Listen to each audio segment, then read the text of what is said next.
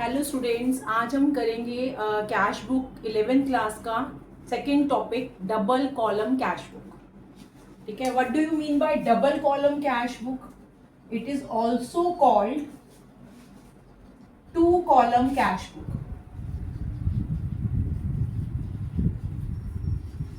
और two column cash book.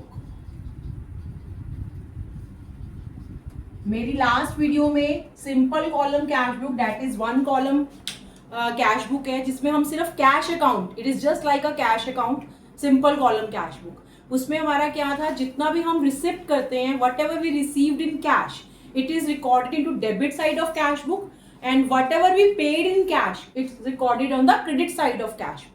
Credit items are, credit transactions are not recorded into cash book. In this double column cash book, it means cash book with bank column. तो first of all मैं इसका पहले format बता रही हूं आप लोगों को.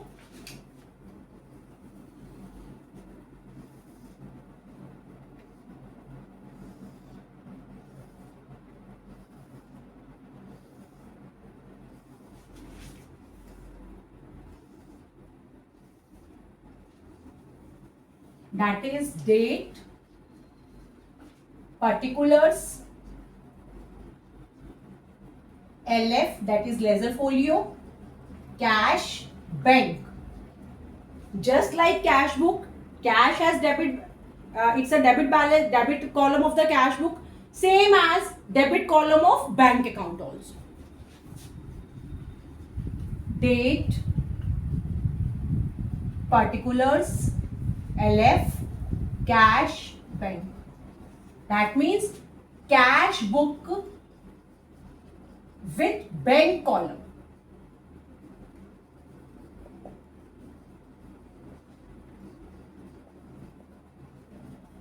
क्लियर? अब हमारा इसमें क्या है, whatever we receive in cash या by cheque, it is posted to debit side. Whatever we paid in cash और by cheque, it is paid recorded on the credit side. Like rent paid, nothing is specified कि rent paid in cash or by check, तो it is, that means check rent paid in cash, तो by rent cash column. If next transaction suppose salary is paid by check, तो check is specified कि payment is made by check, तो then by salaries payment, तो by salaries bank column. ठीक है. इसमें journal entries नहीं बनानी होती, टाइम वेस्ट नहीं करना कि first of all you have to prepare journal entries then post them into ledgers like this, directly posting. ठीक है. फर्स्ट ऑफ ऑल मैंने क्या बोला, rent paid, nothing is specified, it is paid in cash और by cheque, तो it is paid in cash. It is considered that is any payment, nothing is specified, तो it is paid in cash, तो by rent cash. Salary is paid by cheque, तो specify कि payment made by cheque, तो bye salaries bank. अब suppose purchase goods, तो goods purchase करा हमने, तो पेमेंट हुआ, तो बाय परचेजेस कैश. अगर ऐसे में बोलूं परचेज फर्नीचर बाय चेक, तो स्पेसिफाइड कि पेमेंट मेड बाय चेक, तो बाय मशीनरी या बाय फर्नीचर बैंक में. अगर मैं बोलूं विड्रू फॉर पर्सनल यूज, तो withdrew for personal use means it is a drawings, it is withdrew money from business for personal use, तो buy drawings cash में. if it is withdrew money from bank for personal use, तो buy drawings bank. paid to Rohit, any creditor को हम पे करें, तो paid to Rohit, nothing is specified कि it is cash payment या check payment, तो it is paid in cash, तो buy Rohit cash में. अगर मैं बोलूं paid to Amit by check, तो बाय अमित बैंक में. क्लियर? ये तो मैंने सारा पेमेंट वाली कंसेप्ट बताया है कि क्रेडिट साइड में. अब डेबिट साइड में, तो सबसे पहले इसकी पहले चीज क्या होती है, लाइक कैश बुक में हम जो सिंपल कॉलम कैश बुक था उसकी स्टार्टिंग होती थी कैश इन हैंड. तो हम क्या करते थे, cash in hand, cash is assets, तो इट इज डेबिट बैलेंस, तो to balance brought down, it means it's a opening balance of cash, तो to balance brought down cash में लिखते थे. अगर इसी में हमारे को दे दिया जाए cash in hand and cash at bank, cash in hand suppose मैंने बोला first is cash in hand, example दे रही हूं मैं, cash in hand suppose 10,000 and cash at bank suppose 20,000. तो it means opening balance of cash and opening balance of bank. तो हम क्या लिखेंगे, सपोज ये January 1st, तो it's January 1st, cash and bank both are assets, both have debit balance, तो it is to balance brought down. Cash का balance cash में, cash column में, और बैंक का अमाउंट बैंक कॉलम. क्लियर. सबसे पहले तो वैसे ये गिवन होता है ओपनिंग बैलेंस ऑफ कैश और कैश एट बैंक. अब हमारे को ऐसा भी हो सकता है कि भाई कैश इन हैंड बैलेंस दिया है बट बैंक बैलेंस के आगे लिखा हुआ है क्रेडिट बैलेंस या बैंक ओवरड्राफ्ट. तो कैश का कभी भी नेगेटिव बैलेंस नहीं हो सकता, मींस कभी भी क्रेडिट बैलेंस नहीं हो सकता. कभी ऐसा हो सकता है कि रिसिप्ट्स हमारी कम है और पेमेंट्स हम ज्यादा कर दें, तो कैश अकाउंट या cash book have neither never credit balance. Okay, पर जो बैंक बैलेंस है वो क्रेडिट हो सकता है क्योंकि बैंक से वो ओवरड्रॉन करते हैं. What is the meaning of bank overdraft? जब हमारा बैंक में अकाउंट है और हमें बैंक वाले फैसिलिटी देते हैं, बेसिकली करंट अकाउंट वालों को फैसिलिटी होती है कि हम बैंक से ओवरड्रॉन कर सकते हैं टाइम पीरियड के लिए, हमें उस पर इंटरेस्ट भी देना पड़ता है. ठीक है, तो बैंक ओवरड्राफ्ट हो सकता है और bank overdraft is a liability, it is a current liability. Clear. तो liability has a credit balance, तो बैंक ओवरड्राफ्ट का बैलेंस कहाँ आएगा, by balance brought down bank column. ठीक है, मैं आप लोगों को बता देती हूँ. देखो next example, January 1st, cash balance suppose ₹20,000. हमें ऐसा दिया हो बैंक बैलेंस और ब्रैकेट में लिखा हो क्रेडिट, या वर्ड दिया हो बैंक ओवरड्राफ्ट सपोज ₹30,000. तो cash is same as asset, cash asset ही होता है, तो हम क्या डालेंगे, to balance brought down, debit side में कैश का 20,000 और बैंक बैलेंस, बच्चे सिर्फ बैंक बैलेंस पढ़ लेते हैं, उसके आगे ये क्रेडिट नहीं पढ़ते. ठीक है, इफ नथिंग इज स्पेसिफाइड तो ये एसेट ही है, अपने आप इसको लायबिलिटी नहीं मानते. बट अगर क्रेडिट इज गिवन या बैंक ओवरड्राफ्ट इज गिवन तो इट इज अ लायबिलिटी. तो क्रेडिट साइड में हम डालेंगे क्योंकि liability has credit balance. January 1st, bye balance brought down, it's a opening balance कि बैंक का हमारा बैंक में पैसा है नहीं, उल्टा हमने बैंक को देना है, हमारी ये लायबिलिटी है. क्लियर. ओवरड्राफ्ट. तो ऐसी स्टार्टिंग होती है क्वेश्चन में, या तो कैश बैलेंस और bank balance, normal bank balance दिया होता तो डेबिट में ही डलता है क्योंकि डेबिट होता है बैंक बैलेंस. अगर क्रेडिट स्पेसिफाई है तो इट्स अ लायबिलिटी, तो क्रेडिट साइड में डलेगा. क्लियर. और इससे पहले मैंने सारी पेमेंट्स बताई हैं कि इफ स्पेसिफाई कि बाय चेक पेमेंट तो बैंक के through, if nothing is specified तो कैश के थ्रू. क्लियर है. अब हमारा इसके अंदर जो मेन इंपॉर्टेंट चीज है वो हमारी है कॉन्ट्रा एंट्री. अब कॉन्ट्रा एंट्री क्या होती है, एक वो ट्रांजैक्शन जिससे कैश और बैंक अकाउंट में दोनों में एक ही टाइम पे चेंजेस हो, एक ही टाइम पे इफेक्ट करे. हमारी there are two contra entries. First is deposited money into bank, इसको हम बोलते हैं open an account into bank, या हम बोल सकते हैं कैश सेंट इनटू बैंक, या हम बोल सकते हैं पेड इनटू बैंक. तो इसकी एंट्री होती है debit the receiver, bank account debit, credit what goes out to cash. तो मतलब हमारा बैंक बढ़ रहा है इस एंट्री में और कैश क्या हो रहा है, कम हो रहा है. मतलब Contra entry means a transaction when cash or bank, cash and bank, not or, cash and bank both affected. Clear. If bank increase तो cash decrease, और if cash increase और bank decrease. Clear. Second contra entry है withdrew money from bank या drew from bank for office use. तो उसकी entry होती है debit what comes in cash, credit the giver to bank. ये दो contra entries हैं जिसमें हमारा दोनों साइड पे इफेक्ट डल जाएगा क्योंकि हमारा ये क्या है, कैश और बैंक का ये डेबिट साइड है, कैश और बैंक का क्रेडिट साइड है. तो मैं इसको प्रॉपर्ली करके दिखा रही हूँ कि कॉन्ट्रा एंट्री का क्या मतलब है. There are two contra entries. Clear. मैं सब बोर्ड पे भी लिख के दिखा रही हूँ. बेसिकली मेरा पर्पस है तुम लोगों के कंसेप्ट क्लियर करना. क्लियर. अगर अकाउंट्स में कंसेप्ट क्लियर है तो हर कोई क्वेश्चन कहीं से भी आए आप इजिली कर सकते हो. देखो कॉन्ट्रा एंट्रीज, कई बार इस पे शॉर्ट नोट भी आता है, right a short note on Contra entries या व्हाट इज कॉन्ट्रा एंट्री. तो what is a contra entry? A transaction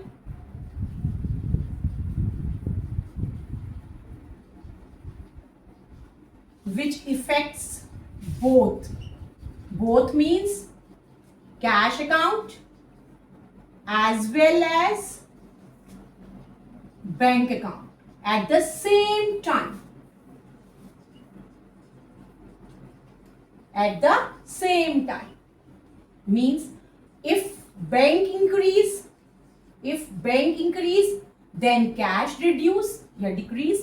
If cash increase then bank decrease. Clear? There are two contra entries. First is, मैं यहाँ पे छोटा सा format बनाकर आपको put करना भी सिखाऊंगी कॉन्ट्रा एंट्री.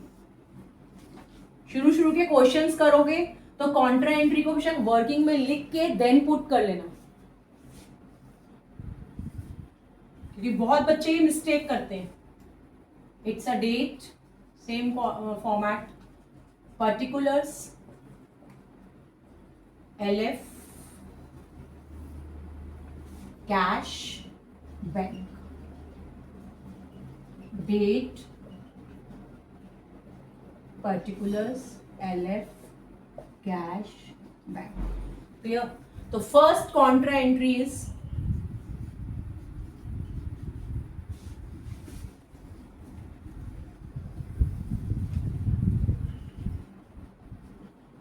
जब भी राइट अ शॉर्ट नोट आए कॉन्ट्रा एंट्री में तो ये लिखने के बाद उसके दोनों एग्जाम्पल जरूर देना. ठीक है? Deposited money into bank, suppose ₹20,000 कि हमने बैंक में 20,000 डिपॉजिट कराया, तो हमारी एंट्री क्या बनती है? Debit the receiver, bank account debit, credit what goes out to cash account. According to modern approach, asset is increase और cash asset is decrease.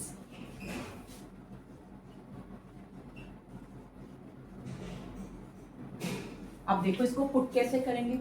Bank account की डेबिट में, लाइक लेजर, बैंक अकाउंट की debit में to cash. तो जब हम bank account की debit कर रहे हैं तो हम कैश को यहाँ भूल जाए. ठीक है? सपोज फर्स्ट नंबर, बैंक की डेबिट में to cash account, amount bank के अंदर, बैंक की डेबिट में टू कैश, क्लियर? ब्रैकेट में C. कैश अकाउंट की क्रेडिट में, कैश की क्रेडिट साइड में क्या लिखेंगे? By bank account. और C जरूर लिखना होता है LF कॉलम में. ठीक है? C stands for Contra. और कोई जरूरी नहीं है कि बिल्कुल सामने ही आए. ठीक है? अभी तो मैं जस्ट एग्जांपल दे रही हूँ तो इसलिए बिल्कुल सामने. सेकंड कॉन्ट्रा एंट्री हमारी है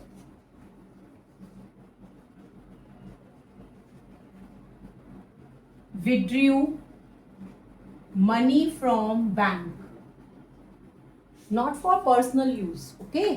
Withdrew money from bank या drew from bank for personal use. Oh sorry, office use. Suppose 10,000 मैंने विड्रू करा मनी बैंक से 10,000 रुपीज. तो एंट्री क्या बनी? Debit what comes in, cash account debit, credit the giver, bank. ये दो ही Contra entries हैं सिर्फ. क्लियर? देखो ऊपर वाली एंट्री में बैंक इंक्रीज हो रहा है, कैश डिक्रीज हो रहा है. नीचे वाली एंट्री में कैश इंक्रीज हो रहा है, बैंक डिक्रीज हो रहा है. तो मैंने इसका डेफिनेशन क्या बताया है?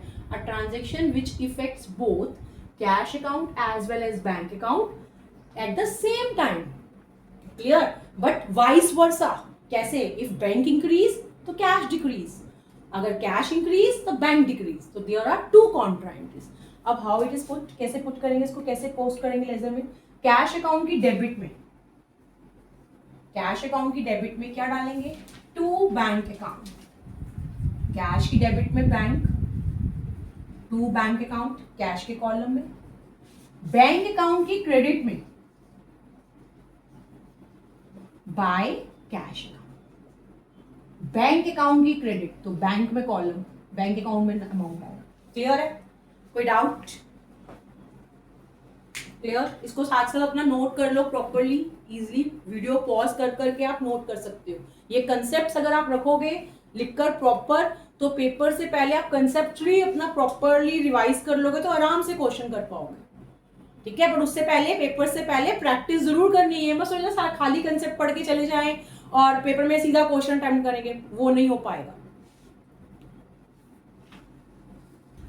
तो अभी तक हमने डबल कॉलम में बच्चों क्या क्या सीखा कि payment made by cheque if specified, तो देन क्रेडिट साइड में suppose salary paid by cheque, by salaries bank में, if rent paid nothing is specified it is payment made in cash, तो बाय रेंट कैश में, purchase goods तो by purchases cash में, suppose purchase goods by cheque तो by purchases bank में, paid to Amit by Amit cash, paid to Amit by cheque तो bye Amit bank में, clear? ऐसे withdrew from business for personal use तो by drawings cash में, withdrew from bank for private purpose by drawings bank में, कोई asset purchase करिए like purchase machinery by machinery cash में, if purchase machinery by cheque तो by machinery bank में।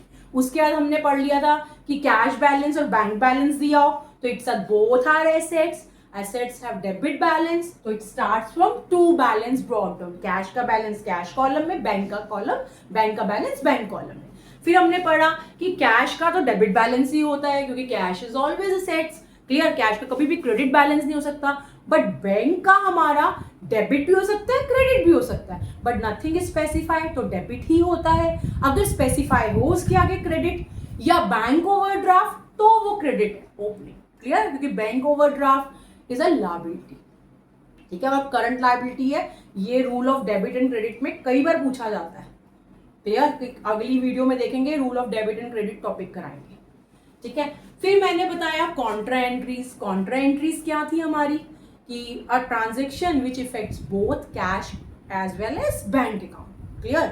Suppose bank increase cash decrease और if cash increase bank decrease, there are two contra entries, deposited money into bank that is bank account debit to cash, next contra entry is withdrew money from bank that is cash account debit to bank। मैंने इसकी posting करनी भी सिखा दी है और मैंने क्या बोला है कि शुरू के क्वेश्चंस में आप जो कॉन्ट्रा एंट्री है उसको वर्किंग में लिख के देन ही पोस्ट करना, नहीं तो बहुत सारे बच्चे गलती करते हैं पोस्टिंग में, क्लियर है? अभी तुमने ये देखा कि मैंने सब कुछ पेमेंट कराया था, ठीक है? पेमेंट बाय चेक, ठीक है? मैंने कुछ भी रिसीव बाय चेक नहीं कराया क्योंकि उसके हमारे केसेस हैं।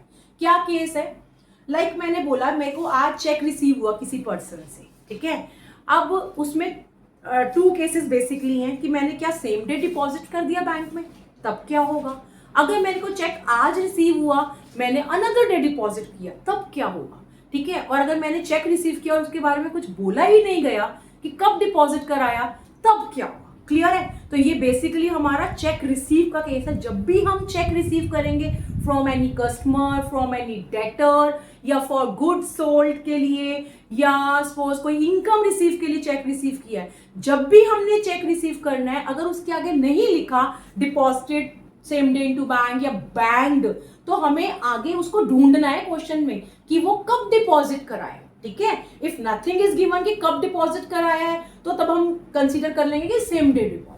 तो पहला टॉपिक इसमें हम करेंगे कि when check receive from customer या फॉर गुड सोल्ड या for any income receive it is deposited same day into bank, clear है? मैं इसकी जर्नल एंट्री बना के बताऊंगी और मैं बताऊंगी कौन सी जर्नल एंट्री बना के दिखानी है कैश बुक के नीचे, ठीक है? जो हमारी क्रेडिट ट्रांजेक्शन होती है उसके भी नोट्स लिखते हैं हम कि भाई ये डेट की ट्रांजेक्शन क्यों नहीं आ रही, रीजन, ठीक है? और लाइक कोई डिस्काउंट अलाउड होता है या डिस्काउंट रिसीव करा है at the time of payment, if any discount receive, तो जो डिस्काउंट रिसीव वाला टर्म होती है उसकी हम नीचे छोटी सी एंट्री बनाते हैं, और जब व्हेन वी रिसीव मनी और डिस्काउंट अलाउड तो उसकी डिस्काउंट अलाउड की भी एंट्री करते हैं। ऐसे ही चेक रिसीव किया हमने और सेम डे डिपॉजिट कराया तब कैसे करना है, और अगर चेक रिसीव किया अनदर डे डिपॉजिट कराया तो उसमें से कौन सी डेट की एंट्री नीचे डालनी है और कौन सी हमने एंट्री पोस्ट करनी है, मैं सब प्रॉपरली बताऊंगी नोट्स के अकॉर्डिंग, ठीक है? देखो first, when check received from customer या डेटर। ठीक है, वैसे बुक्स में तो हमारे को क्वेश्चंस में नाम दिया होगा, like cheque receive from Raj, या cheque receive for good sold, या cheque received for income received etcetera. Clear? मैं यहाँ पे कस्टमर नॉर्मली बोल रही हूँ। Cheque receive from customer and deposited into bank on the same date। देखो इसका मैं एग्जांपल बता रही हूँ बच्चे। सपोज जनवरी 20 मैंने बोला check received from Atul ₹20,000 and banked. बच्चा बैंक्ड का मतलब होता है deposited into bank. Clear? Bank का क्या मतलब होता है? Deposited into bank. अब मुझे एक बात बताओ, 20 जनवरी को मैंने चेक रिसीव किया and banked, that means same day. Clear? अब मैं सीधा बोलूं तो मैं बोल सकती हूँ डालो बैंक में टू अतुल, बैंक में डाल दो। पर ये बना कैसे? एंट्री ये बनी कैसे? जब मेरे को चेक आया तो मैंने एंट्री क्या बनाई? Debit what comes in. जनवरी 20 को चेक आया, debit what comes in, cheque in hand account debit, credit the giver to Atul. ये समझाने के लिए कर रही हूँ, एंट्री करनी नहीं है बच्चों, क्योंकि कैश बुक में जर्नल एंट्री नहीं करते हैं हम। अब मैंने बैंक्ड, डिपॉजिटेड इनटू बैंक, तो हमने क्या एंट्री बनाई होगी? Debit the receiver, bank account debit, credit what goes out to cheque in hand 20,000। Clear? अब चेक इन हैंड आया किससे? अतुल से। हमने उस चेक को सेम डे, देखो डेट देखो, सेम डे हमने बैंक में डिपॉजिट कराया। तो क्या हुआ हमारा? चेक इन हैंड से चेक इन हैंड हो गया कैंसिल। एक बार मैंने क्या करा, अपना चेक लाई, मैंने उसको बैंक में जमा कराया। मेरे पास तो चेक नहीं रहा ना, चेक कहाँ गया? बैंक के पास। ठीक है, तो एक कॉम्बिनेशन, कंबाइन एंट्री बनी इसकी, इन दोनों की। कंसेप्चुअली चलोगे कभी भी गड़बड़ नहीं होगी। Bank account debit to Atul, same amount January 20। और ये एंट्री तभी कटता है, मतलब कैंसिल करते हैं, जब डेट सेम हो और अमाउंट भी देखो सेम। क्लियर? एक तरफ चेक इन एंड डेबिट किया था, उसी डेट को हमने चेक इन एंड क्रेडिट कर दिया, तो कैंसिल हो गया वो। तो क्या बना? Bank account debit 20,000 to Atul 20,000। अब इस एंट्री को हमने लिखना नहीं है, इस एंट्री को डायरेक्टली पोस्ट करना है। अब कहां पोस्ट करोगे? Bank account debit to Atul, तो क्या लिखेंगे बैंक के डेबिट साइड में? टू अतुल बैंक में। क्लियर है? इस एंट्री को मैं बार बार बता रही हूँ, लिखना नहीं है, ये सिर्फ समझाने के लिए बताया गया है। और ये जर्नल में भी यूज होगा। क्लियर? जर्नल में हमें जब आता है check received from suppose Atul, कुछ नहीं बोला होता, तब भी हम, अब तुम्हें जब कैश बुक कर लोगे तब journal chapter number 8 journal entries की लास्ट की एग्जांपल्स, इलिस्ट्रेशंस देखोगे या क्वेश्चंस देखोगे, तो उसमें देखोगे चेक रिसीव तो हमने एक दिन किया, कुछ दिन बाद डिपॉजिट कराया, तो तुम्हें जब कैश बुक करने के बाद वो इजी लगेगा। क्लियर? तो बैंक टू अतुल, तो हाउ इट इज पोस्ट, छोटा सा मैं बना रही हूँ डेबिट वाला साइड।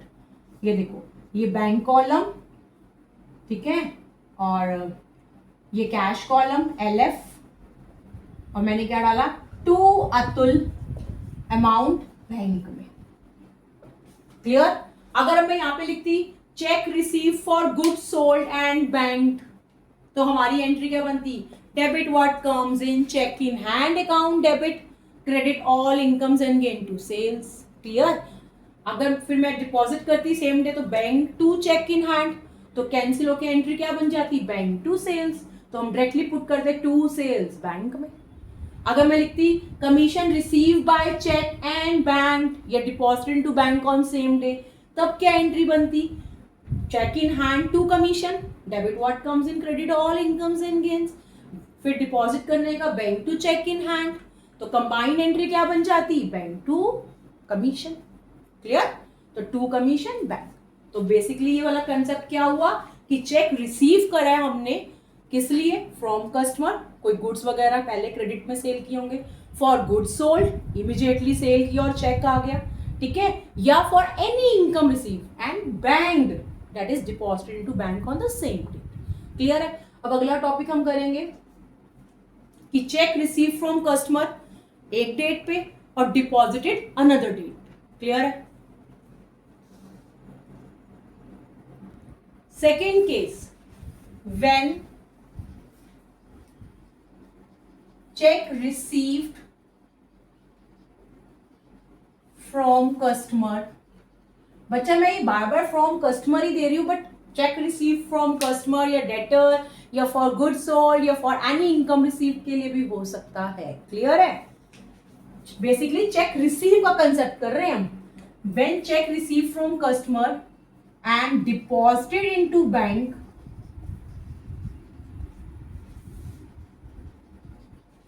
on another date। ठीक है, इसका देखो एग्जांपल,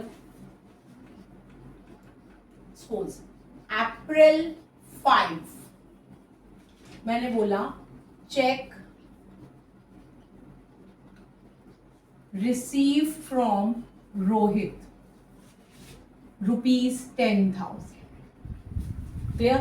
अब मैंने इसके साथ कुछ नहीं दिया, मैंने क्या बताया था कि जब भी हम चेक रिसीव करेंगे तो हमें आगे क्वेश्चन में जरूर ढूंढना है कि वो चेक कब डिपॉजिट कराया। क्लियर है? तो अप्रैल सपोज मैंने दे दिया 7, मैंने लिख दिया Rohit check deposited into bank, Rohit check deposited into bank. तो बच्चा ये हो गया अनदर डे। क्लियर? तो जो अप्रैल 5 की जर्नल बनेगी ना, वो हमने कैश बुक के नीचे नोट्स में व जर्नल के फॉर्मेट में बनाकर दिखानी है। क्लियर? तो जो जर्नल वो बनेगी अप्रैल 5 की, और वो हमने जर्नल एंट्री में लिखनी भी है। कैसे? Debit what comes in, cheque in hand account debit, credit the giver to Rohit, कितना? 10,000। ठीक है, ये हमने जर्नल एंट्री में नीचे करनी है कैश बुक में। अब अप्रैल 7 वाली एंट्री ये लिखनी नहीं है, ये हमने लिखनी है। क्लियर? और जो ये वाली है डायरेक्टली पुट करनी है, बट मैं फिर भी लिख के बता रही हूं तुम्हें समझाने के लिए। डेबिट द रिसीवर बैंक, जैसे हमने पिछले वाली टॉपिक में बनाया था। Credit what goes out to cheque in hand. अब तुम्हारे माइंड में ये होगा कि हमने उसमें तो एंट्री कट करके एक कंबाइन एंट्री पुट कर दी थी, या हम क्यों नहीं कर रहे? बिकॉज हम डेट्स आर डिफरेंट। क्लियर? तो डिफरेंट डेट्स पे कभी भी एंट्री कैंसिल नहीं होती है। क्लियर? तो ये एंट्री हमने करनी नहीं है, इसलिए क्रॉस कर रही हूं मैं, इसको डायरेक्टली पुट करना है। बैंक कॉलम की डेबिट साइड में डेट 7 अप्रैल क्या लिखेंगे? To cheque in hand, bracket में चाहते हो तो उसका नाम लिख दो, रोहित, कितना अमाउंट? 10,000। क्लियर? इस एंट्री को बार बार बता रही हूं, जर्नल एंट्री में नहीं लिखना, इसको डायरेक्टली पुट करना है। ये सिर्फ समझाने के लिए लिखा के दिखाई। ठीक है? कोई डाउट इसमें? इसी का एक एग्जांपल और कराऊंगी, बड़ा अच्छा सा एग्जांपल है। नेक्स्ट एग्जांपल बच्चों, suppose April 20, check received from Raj ₹20,000। Clear? When check received from Raj, तो अभी साथ में नहीं गिवन, सेम डे डिपॉजिटेड। आगे क्वेश्चन में चेक करोगे कि चेक कब डिपॉजिट कराया है। पिछले वाले एग्जांपल में तो मैंने स्पेसिफाई कर दिया था इमीडिएटली कि भाई 2 दिन बाद। मैंने उसमें बोला था चेक रिसीव फ्रॉम रोहित 10,000, और फिर मैंने अप्रैल 7 को क्या बोल दिया था? Rohit check deposited into bank, जो तुम्हें इजीली नजर भी आ गया। अगर अब मैं बोल दूं ऐसे, April 23 deposited into bank cash ₹10,000, cheque ₹20,000। Clear? ऐसा कुछ बोल दूं तो बच्चे अब यहाँ पर ये स्पेसिफाई तो नहीं है ना कि ये राज का चेक है, बट इससे ऊपर चेक रिसीव किससे हुआ है? राज से। और हम बैंक में कौन सा चेक डिपॉजिट कराते हैं अपने बैंक में? जो हमें कहीं से आया। क्लियर? तो इट मीन्स हमने राज के चेक के साथ साथ कुछ अपने पॉकेट से कैश भी जमा कराया। क्लियर? अब कैश जब जमा कराया है तो वो हमारा क्या बन गई? Contra entry. तो कॉन्ट्रा एंट्री बनी सिर्फ 10,000 के लिए। क्लियर? अब जिस दिन चेक आया उस दिन तो नॉर्मल एंट्री हम बनाएंगे। Debit what comes in cheque in hand account debit, credit the giver to Raj. और वो एंट्री में लिखनी है जर्नल में नीचे अप्रैल 20 की। अब जो अप्रैल 23 की है, अब उसमें तुम सोचो कि कैसे पुट करेंगे। तो बेटर इज दिस वन कि उसकी माइंड में 2 एंट्रियां बना लो। कैसे? जो चेक डिपॉजिट कराया है वो हम कैसे डालते थे? Bank to cheque in hand. तो to cheque in hand bank में डाल दो 20,000। और जो हमने कैश डिपॉजिट कराया है उसकी कर लो bank to cash, that is a contra entry.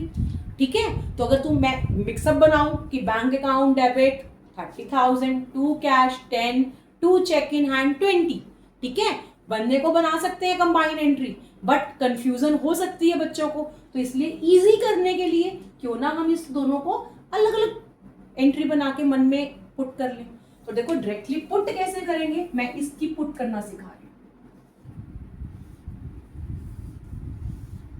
सबसे पहले ये पहचानना कि ये चेक वही है जो ऊपर आया था। ठीक है?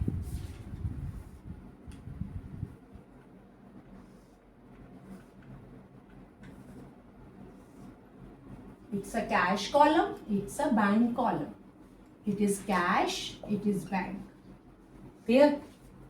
Date particular LF cash bank, date particular LF cash bank. Debit side, left hand और right hand credit. तो देखो इसकी तो मैंने बोली ना एंट्री लिखनी है चेक इन हैंड टू राज अप्रैल 20 की। अप्रैल 23 की एंट्री लिखनी नहीं है, डायरेक्टली पुट करनी है। मैंने समझाने के लिए लास्ट एग्जाम्पल में बता चुकी हूँ। तो पुट करनी है तो क्या करोगे? टू चेक इन हैंड कि भैया हमें चेक आया था 20 को, हमने 23 को उसको डिपॉजिट कराया, अनदर डे डिपॉजिट। तो to cheque in hand bracket में हमेशा लिख दो राज, अमाउंट किसमें जाएगा? बैंक में। क्लियर? ये तो पुराने वाला केस ही हो गया, बट इसमें हमने चेक के साथ साथ अलॉन्ग विद चेक हमने कैश भी डिपॉजिट कराया। तो जब भी हम बैंक में कैश जमा कराते हैं तो वो बन जाती है कॉन्ट्रा एंट्री, बिकॉज एंट्री बनती है bank account debit to cash. तो हम क्या करेंगे? April 23 to cash account, bank की डेबिट में टू कैश, अमाउंट बैंक में। और अप्रैल 23 क्या थी entry? Bank account debit to cash, तो बैंक की डेबिट में टू कैश, कैश की क्रेडिट में बाय बैंक, अमाउंट कैश। तो कॉन्ट्रा है सिर्फ इस 10,000 की। क्लियर है? कोई डाउट? बहुत इंपॉर्टेंट केस है ये। Cheque receive from customer on one day, it is deposited into bank on another day along with cash. तो ओनली जो कैश वाला है, जो कैश डिपॉजिट कराया है, that is contra, not whole 30,000 is contra. Clear? अब नेक्स्ट हम करेंगे, चेक तो रिसीव हुआ किसी कस्टमर से, क्लियर, बट उसके आगे क्वेश्चन में गिवन ही नहीं है वो चेक कब डिपॉजिट कराया, तो उसको क्या मानेंगे हम? Same day deposit. ठीक है? उसको हम सेम डे डिपॉजिट मानेंगे।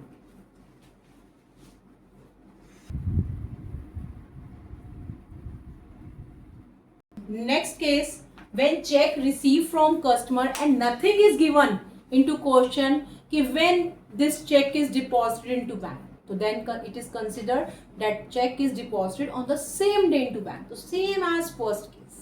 ठीक है? तो मैं जस्ट एक नोट लिखवा रही हूं, when check received from customer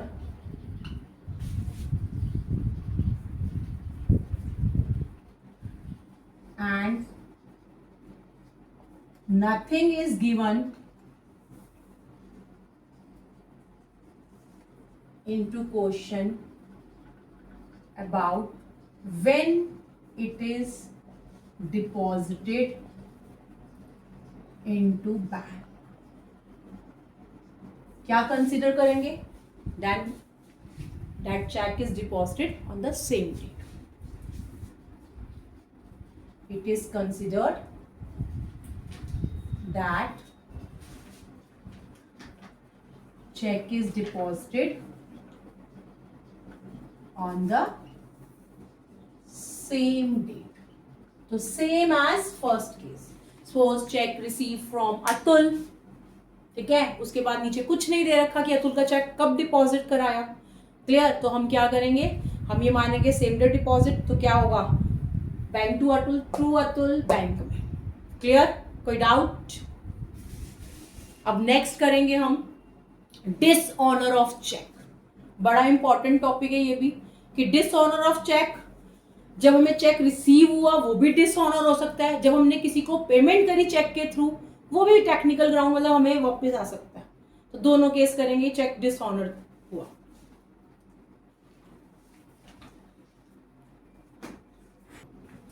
next topic is, इसी में डबल कॉलम में है, dishonour of cheque. Dishonour of means, dishonour का मतलब है कैंसिल होना, बाउंस होना. देखो, हमें कहीं से चेक आया, सपोज हमने अपने चेक बैंक में डिपॉजिट कराया, जब उस कस्टमर के अकाउंट से बैंक, हमारे बैंक ने चेक क्लियर करने के लिए हुआ, तो वो उसके पैसे ही नहीं है अकाउंट में, या किसी भी रीजन के कारण चेक कैंसिल हो गया, तो क्या हुआ, अगर वो मेरे को चेक कहीं से आया था और वो डिसऑनर हो गया, तो इसका मतलब मैंने चेक बैंक में डिपॉजिट कराया होगा तभी डिसऑनर हुआ ना. घर में तो चेक डिसऑनर नहीं हो सकता. तो क्या होगा, वो पर्सन मेरा वापस डेटर बन जाएगा. क्लियर है? तो इसमें सेम वही केसेस कि भाई अगर चेक आया था, सेम डे डिपॉजिट हुआ, देन डिसऑनर हुआ, तब कैसे करना है. चेक आया, अनदर डेट पे डिपॉजिट कराया था, देन डिसऑनर हुआ, तो क्या एंट्री होगी, मतलब एंट्री डिसऑनर की तो सेम रहेगी. क्लियर है? मैं बता देती हूँ. देखो, डिसऑनर ऑफ चेक मतलब, डिसऑनर का मतलब क्या है, कैंसिल होना, बाउंस होना. क्लियर? अब मैं पहले बताऊंगी, जो हमें चेक कहीं से आया था वो डिसऑनर हुआ. When check received from customer is dishonor. तो बेसिकली मैं यहाँ पे डिसऑनर की एंट्री बता रही हूँ. क्लियर है?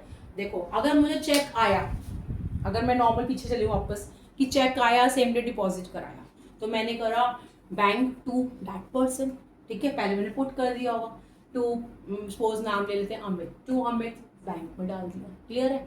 आगे कुछ डेट्स में आया अमित चेक रिटर्न डिसऑनर, तो ये डिसऑनर की एंट्री क्या बनेगी, वो पर्सन मेरा वापस डेटर बन जाएगा ना, क्योंकि पैसा तो मुझे इससे आया ही नहीं, क्लियर ही नहीं हुआ.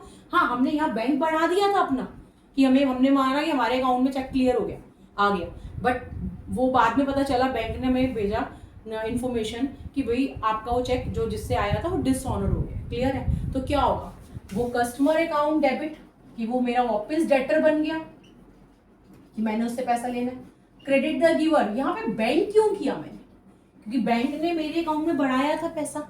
ठीक है, बट वो क्लियर नहीं हुआ, यहाँ बैंक डेबिट कर दिया था मैंने, तो मुझे वापस बैंक क्रेडिट करना पड़ेगा ना कैंसिल करने के लिए. तो debit the receiver, credit the giver. तो ये dishonour of that cheque which is receive from any customer. अच्छा, अगर अब मैं बोलूं किसी को मैंने चेक दिया था, ऐसा भी तो हो सकता है ना कि मैंने किसी अपने क्रेडिटर को पेमेंट की बाय चेक, ठीक है, वो मुझे वापस आ गया, तो वो बंदा मेरा, मतलब वो पर्सन मेरा वापस क्रेडिटर बन जाएगा. तो अगला इसका मैं लिखवा रही हूं, when cheque paid to supplier. Supplier कौन होता है, हमारा क्रेडिटर. क्लियर? जिसने हमें गुड सप्लाई किए थे. इज डिसऑनर, तो अगर जिससे मैंने चेक आया था वो डिसऑनर हुआ था, ये पर्सन मेरा वापस डेटर बना था, तो यहां पर जो सप्लायर है मेरा वापस क्रेडिटर बन जाएगा. तो इसमें एंट्री क्या होगी, भाई मैंने सोचा कि मेरी पेमेंट हो गई बैंक के थ्रू, बट चेक कैंसिल हो गया, तो bank account debit to supplier, that is creditor. Clear? तो ये बड़े ध्यान से देखना है कि cheque receive from customer dishonour हुआ है या चेक पेड टू क्रेडिटर या सप्लायर डिसऑनर हुआ। ठीक है, इसके एग्जांपल देखते हैं।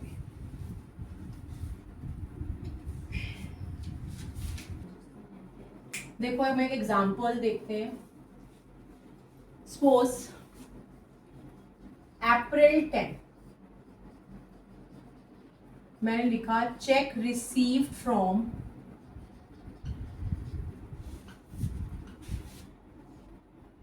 Sumit ₹5,000। Clear. April 13 Sumit's cheque returned dishonour.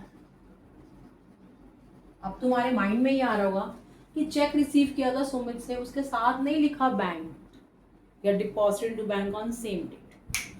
13 April को क्या हो गया, 13 अप्रैल को कि सुमित का चेक डिसऑनर हो गया। तो ये चेक डिपॉजिट कब कराया था, नथिंग इज गिवन ना। तो हमारा थर्ड केस क्या था कि चेक तो रिसीव किया हमने कस्टमर से, बट आगे स्पेसिफाई नहीं है कि वो डिपॉजिट कब कराया। तो वो डिपॉजिट कब कराया हमने, सेम डेट। ठीक है, तभी तो डिसऑनर हुआ, बैंक से ही तो पता चला कि डिसऑनर हुआ, कैंसिल हो गया। तो क्या होगा, इसको कैसे पुट करेंगे। Bank column, cash column, LF, date particular, LF, cash bank. तो बेसिकली मैं यहाँ पे कैश और बैंक लिख देती हूँ, कैश और bank. Check receive from Sumit, nothing is given, it means same day deposited. तो क्या लिखेंगे, टू सुमित, चेक आ गया, डिपॉजिट भी हो गया, नथिंग इज गिवन। अब क्या लिखा, 13 अप्रैल सुमित चेक रिटर्न डिसऑनर। तो सुमित हमारा वापस से डेटर बन गया। हमने यहाँ बैंक बढ़ाया था, मीन्स डेबिट हुआ था। अगर जिसको भी मॉडर्न अप्रोच आता है, क्लियर, मॉडर्न अप्रोच क्या कि असेट अगर डेबिट है तो अगर इंक्रीज होता है तो डेबिट ही होता है। ठीक है, और यहाँ पे बैंक हमारा बढ़ गया बट डिसऑनर हुआ है। क्लियर, तो हम यहाँ पे क्या करेंगे, अप्रैल 13 बाय सुमित, ब्रैकेट में लिखेंगे dishonour,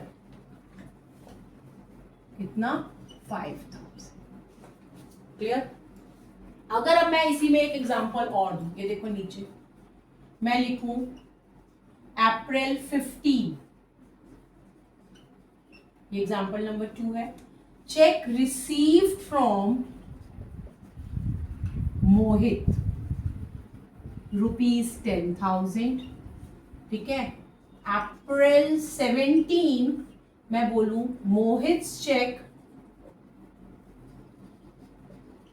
deposited into bank। April 18 Mohit's check returned dishonor। तो क्या हो गया, चेक आया 15 को, डिपॉजिट कराया 17 को, दैट इज अनदर डेट, और 18 को वो डिसऑनर हो गया। तो जिस दिन चेक आया वो तो हमने एंट्री नीचे बनानी है, चेक इन हैंड टू मोहित। जब हमारा डिपॉजिट हुआ तब क्या करना है, ये देखो April 17 to cheque in hand, bracket में मोहित, कि डिपॉजिट हो गया 10,000। कई बच्चे ना यहाँ अमाउंट पूछते हैं कि ये अमाउंट तो नहीं दे रखा, बेटा ये अमाउंट दे रखा है शुरू में। ठीक है, और अप्रैल 18 को हम क्या करेंगे, बाय मोहित, फिर वही लिखेंगे डिसऑनर, अमाउंट बैंक, क्योंकि बेसिकली वो डिसऑनर हो गया तो मतलब पैसा खत्म बैंक में से आए, मतलब कैंसिल हो गया ना चेक। क्लियर है, ये तो हमने केस करा जब चेक किसी कस्टमर से आया था वो डिसऑनर। क्लियर। अब हम करेंगे अगर हमने किसी को चेक दिया था अगर वो डिसऑनर हो जाए, उसका एग्जांपल करें।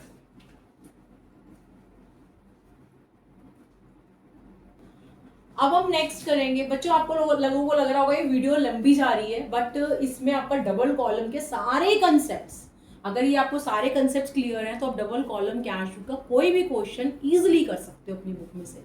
अगर उसके बाद भी कोई डाउट आता है देन कमेंट मी। देखो नेक्स्ट एक एग्जांपल और करेंगे। अब एग्जांपल करेंगे जब मैंने किसी को चेक के थ्रू पेमेंट की थी और वो चेक मुझे वापस आ गया, क्या जरूरी है कि हमेशा मेरे को चेक जब रिसीव करूं किसी से तभी डिसऑनर होगा? मेरा भी तो कैंसिल हो सकता है। सपोज मेरे को सपोज करो ध्यान नहीं, मेरे बैंक में इतना पैसा नहीं है अकाउंट में और मैंने किसी के नाम पे चेक इशू कर दिया। क्लियर? तो देखो सपोज करो मैंने बोला अप्रैल 20 पे to Mukul by cheque, suppose 15,000। April 22 मैंने अपने हिसाब से क्या बोला कि मैंने एक इशू करा चेक मुकुल को, ठीक है, या paid to Mukul by cheque या इशूड अ चेक टू। जब भी हम इशू करते हैं चेक, इसका मतलब हमने दिया है चेक, ठीक है, ये ध्यान रखना। जब भी हम इशू करते हैं चेक तो इसका मतलब हमने चेक अपने क्रेडिटर को दिया है। कोई जरूरी नहीं होता कि वो चेक मैंने उस दिन उसको दिया तो क्या वो भी सेम डे जाएगा बैंक, ठीक है, बट हम जब भी चेक देते हैं तो हम ये मानते हैं कि भैया हमने दे दिया, हमारा बैंक कम हो गया।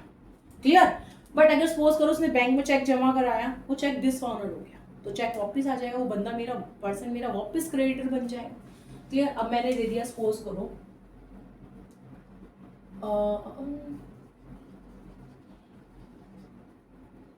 रिटर्न चेक फ्रॉम मुकुल, या इसके लिए एक लैंग्वेज ये भी होती है Mukul's cheque return on technical ground. आपकी बुक में ये लैंग्वेज है, ठीक है, कि Mukul's cheque return on technical ground, मतलब कोई ना कोई इश्यू है जो चेक वापस आ गया। अब ये तो मेरा कौन है? क्रेडिटर, ठीक है। जब मैंने चेक दिया इट इज पेड, तो payment is always recorded into the credit side.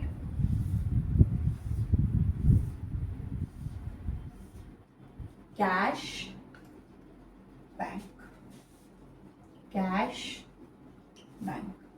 जब मैंने चेक दिया अप्रैल 20 तो मैंने क्या करा? बाय मुकुल, अमाउंट बैंक में। जब वो चेक वापस आ गया तो डिसऑनर हो गया, तो ऊपर से मेरा वापस क्रेडिटर बन गया। तो क्या लिखेंगे? टू मुकुल ब्रैकेट में डिसऑनर अमाउंट 15,000। अब सपोज करो इसके नीचे दे दिया जाए मुकुल्स अकाउंट्स बाय सेटल्ड या by clearing Mukul's account by paying cash, तो उसके अगर लिखा होगा तो Mukul to cash by Mukul cash के थ्रू खत्म, ठीक है, अपने आप नहीं। क्लियर? कोई डाउट डिसऑनर में? अच्छा, आप छोटी छोटी एक एंट्रीज करते हैं लाइक बैंक चार्जेस। सपोज करो बैंक चार्जेस ₹1000। अब बैंक चार्जेस मुझे पता है मेरे एक्सपेंसेस हैं, तो बैंक में से घर तो लेने नहीं आएगा ना, मेरे अकाउंट से डिडक्ट कर लेगा। क्लियर? तो कैसे करेंगे? By bank charges amount bank में। क्लियर? ठीक है। अगर मैं बोलूं interest allowed by bank, bank ने मुझे इंटरेस्ट अलाउ किया है, ये जर्नल एंट्रीज में भी है एंट्रीज। इसकी एंट्री क्या बनेगी? Debit all expenses and losses, bank charges account debit, credit the giver to bank. ठीक है। Interest allowed by bank, bank ने हमें इंटरेस्ट अलाउ किया, सपोज 3000, तो इंटरेस्ट बैंक ने हमें अलाउ किया, it is income for our business, तो entries debit the receiver bank, bank में मेरा बढ़ेगा ना, credit all incomes and gains to interest, to interest that is 3000। अगर मैं बोलूं interest charge by bank, interest charged या bank debited our account by for interest, ठीक है, interest charge by bank, suppose 5,000। तो इसकी एंट्री क्या बनेगी? बैंक ने हमसे इंटरेस्ट चार्ज किया है तो debit all expense and losses interest, credit the giver to bank. तो बाय इंटरेस्ट, इसके लिए मैंने देखो एक लैंग्वेज और भी बोली थी अभी कि बैंक डेबिटेड फॉर इंटरेस्ट, तो बैंक ने हमसे इंटरेस्ट लिया तो हमने दिया, हमारा एक्सपेंस है, ठीक है। ऊपर इंटरेस्ट अलाउड बाय बैंक, इसके लिए क्या हो सकता है? बैंक क्रेडिटेड फॉर इंटरेस्ट, तो बैंक ने हमें क्रेडिट किया, मतलब बैंक ने हमें दिया तो हमें मिला, हमारी इनकम है, ठीक है। एक कई बार ऐसा भी आता है, dividend collected by bank, dividend collected by bank on securities, securities मतलब इन्वेस्टमेंट्स। सपोज बैंक ने हमारे बिहाफ पर कोई डिविडेंड, इंटरेस्ट ही होता है ये, आगे 12th में पढ़ोगे, जैसे 11th में तुमने बिजनेस स्टडी में पढ़ लिया होगा कि जॉइंट स्टॉक कंपनी में शेयर होल्डर्स को डिविडेंड, ठीक है। तो dividend collected by bank on securities, तो दैट इज एंट्री बनती है debit the receiver bank credit all income and gain to dividend. तो ये मत समझना कि डिविडेंड बैंक ने हमसे कलेक्ट किया है, बैंक ने हमारे बिहाफ पे, ठीक है, जहां पे हमारी इन्वेस्टमेंट है वहां से इंटरेस्ट आया, डिविडेंड आया, ठीक है। ऐसे मैं बोलूं इंश्योरेंस प्रीमियम, देखो जो इंश्योरेंस प्रीमियम होता है ना वो बेसिकली कैश पेमेंट नहीं होती है, पर हम जर्नल एंट्री में बोल देते थे कि debit all expenses of the insurance premium credit what goes out to cash, ठीक है। बेसिकली वो बैंक के थ्रू ही होता है, तो इसमें हमेशा वैसे बाय इंश्योरेंस प्रीमियम बैंक में। अगर मैं लिखूं insurance premium for the life of proprietor, ठीक है, तो it's a drawings, it's not a insurance premium, business का खर्चा नहीं है वो, ठीक है। बिजनेस ने प्रोप्राइटर के पर्सनल अकाउंट मतलब प्रोप्राइटर की लाइफ पे इंश्योरेंस किया है पेमेंट, तो वो ड्रॉइंग्स ही कंसीडर होता है, उसकी कैपिटल रिड्यूस होती चली जाती है। अगर ऐसी मैं बोलूं rent paid for proprietor's residence, तो it is also called drawings, clear. तो ये कुछ चीजें बड़ी इंपॉर्टेंट है, जर्नल एंट्री में भी यूज होती है, इसमें भी यूज होती है। अब आगे हम करेंगे, जैसे अब हमने इंडोर्समेंट के बारे में, ठीक है।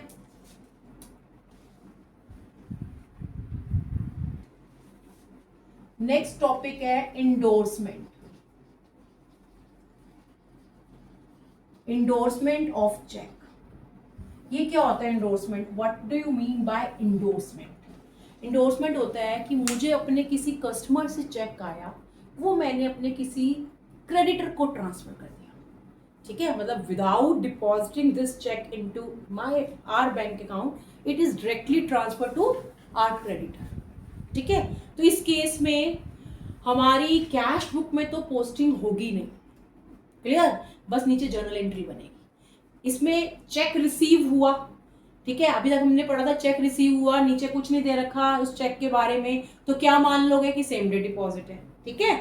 बट यहाँ पर अगर मैं बोलूँ चेक रिसीव हुआ और कुछ दिन बाद मैं बोल दूं भाई suppose cheque receive from Amit, और मैं बोल दूं Amit cheque endorse in favour of Pavan, clear, तो इसका मतलब हमने उस चेक को अपने पास, सिंपल सी बात, प्रैक्टिकली सोचो कि अगर मेरे को कोई चेक आया, मैंने 10,000 का चेक आया, मैंने अपने किसी क्रेडिटर को 15,000 रुपये देने, मैंने क्या करा, वो चेक तो उसको दिया ही दिया, साथ में 5,000 बाद में दे दिया या उसी टाइम दे दिया, जो भी लिखा हो।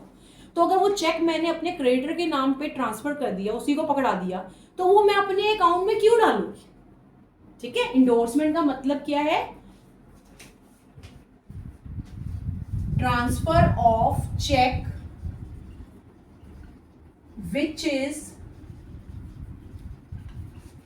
received from customer, transfer of check which is received from customer to in the favor of creditor, easily in favor of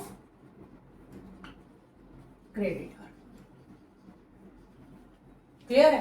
तो इस केस में हमारा कैश बुक में पोस्टिंग नहीं होगी। इसका एग्जांपल देखते हैं, suppose April 7 check receive from अभी ₹10,000, ठीक है, अभी से चेक आया। अब आगे हम ढूंढते हैं ना कि चेक आया, वो डिपॉजिट कब हुआ, ठीक है। जब भी चेक आएगा ढूंढना है, मैंने 8 को लिख दिया, अभी cheque endorsed in favor of Sumit. तो इस दिन एंट्री क्या बनेगी? 7 अप्रैल को एंट्री नीचे बनेगी, पोस्टिंग नहीं होगी कैश बुक में। Debit what comes in cheque in hand, credit the giver to Abhi 10,000। अप्रैल 8 क्या किया हमने? चेक इंडोर्स किया सुमित को, तो debit the receiver Sumit, credit what goes out to cheque in hand. Clear? और ऐसा भी हो सकता है कि cheque receive from Abhi comma endorse in favour of Sumit, तो फिर उस केस में एंट्री क्या सीधी बन जाएगी? सुमित टू अभी, क्योंकि डेट्स आर सेम तो कैंसिल हो जाएंगी, तो क्या बनेगी? सुमित टू अभी। क्लियर? कोई डाउट?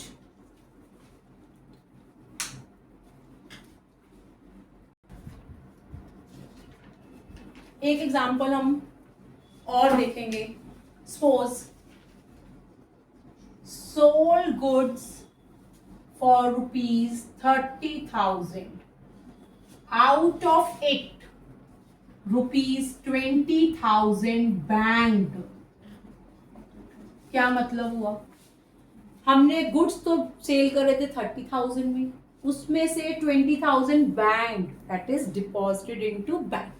ठीक है, मतलब हमने सेम डे 20,000 बैंक में डिपॉजिट करा दिए। ये कैश कॉलम, ये बैंक कॉलम। कैसे लिखेंगे? To sales. अगर मैंने बैंक में 20,000 जमा करा दिए तो मेरे पास कितना रह गया? कैश। अगर इसकी जर्नल एंट्री आए, कंबाइन ही बनानी है। कंबाइन कैसे बनेगी? Debit what comes in cash 10, debit the receiver bank 20, credit all incomes and gains to sales 30,000। Clear? Post ऐसे करना है। अगर अब अगला example, received repayment of loan ₹50,000, out of it ₹30,000 deposited into bank. देखो, जब भी हमें लोन की पेमेंट वापस आती है, सपोज मैंने किसी को लोन दिया होगा, ठीक है, मैंने किसी को लोन दिया, वो सेट है मेरी, अगर वो मुझे वापस आया तो उस वर्ड को क्या बोलते हैं? रीपेमेंट। अगर मैंने किसी से लोन लिया है और जब मैं उसको पे करूंगी तब भी उस वर्ड को बोलेंगे रीपेमेंट, बट रिसीव से पता चला कि मुझे ये आया है। क्लियर है? तो देखो कैसे होगा? टू लोन, क्योंकि आया है, ये तो मैंने बिल्कुल वेरी फर्स्ट इसकी एक पहली वाली वीडियो में बता रखा है कि पैसा जब भी आना है तो डेबिट में, because debit what comes in cash. ठीक है, रिसिप्ट साइड होती है, पेमेंट क्रेडिट साइड होती है। तो टू लोन 50,000 आया था, 30,000 बैंक में डिपॉजिट करा दिया, तो कैश में कितना रह गया? 20। जर्नल बनेगी, debit receiver bank 30, debit what comes in cash 20। अब बच्चों के माइंड में होगा कि हमारे पास तो 50,000 आया था बच्चा, बट 50,000 में से हमने 30,000 बैंक में जमा कराया, हमारे पास कितना रह गया? 20। Credit the giver to loan. Clear? अच्छा, और इसमें क्या रह गया है? एक आधा ना मैं वो भी करा देती हूँ, बैड डेट्स वाला कंसेप्ट इसके। मैंने बोला received ₹5,000 from Sumit who owed us ₹7,000। भाई सुमित से मुझे आए 5,000, जिसने मुझे देने थे 7,000। ठीक है, तो सुमित से पैसा आया तो टू सुमित कितना आया? 5। तो बच्चा जो इसका एक छोटा सा एलिमेंट रह गया कि बैड डेट्स टू सुमित, उसकी हमें एंट्री बनानी है। Debit all expenses and losses bad debts, credit the giver to Sumit 2000। Clear? Entries में बनानी है इसको नीचे। ऐसे ही मैं एक और बोलती हूँ, लाइक मैंने बोला पेड टू राहुल, राहुल को मैंने पे करा, कुछ भी अमाउंट में बताती हूँ, और डिस्काउंट रिसीव किया। अब मैं बोलूँ पे टू राहुल, राहुल को मैंने पे किया 4500 इन फुल सेटलमेंट ऑफ ₹4800। अब इसको भी ध्यान से देखो जरा, अब हमने पे करा है तो क्रेडिट साइड में जाएगा। क्लियर है? फोर्थ नंबर कैसे? बाय राहुल, कितना पे करा? 4500। क्लियर? पे कितना करना था? 4800। अब हमने इन फुल सेटलमेंट, जब भी फुल सेटलमेंट या सेटल्ड होता है तो डिस्काउंट होता है। क्लियर? तो जो इसकी एंट्री होगी वो भी नीचे लिखेंगे। क्या लिखेंगे? Rahul debit to discount received 300। Clear? ऐसे ही मैं बोलूं, लास्ट एग्जांपल ये मैं बोलूं received from Atul ₹4900 in full settlement of ₹5000। भाई रिसीव किया है तो रिसिप्ट साइड में आएगा। देखो 5th नंबर एग्जाम्पल ये रहा, टू अतुल, कितना रिसीव किया? 4900। तो जो ₹100 डिस्काउंट है वो हमने अलाउ किया, तो उसकी एंट्री हम लिखेंगे। क्या लिखेंगे entry? Discount allowed account debit to Atul ₹100।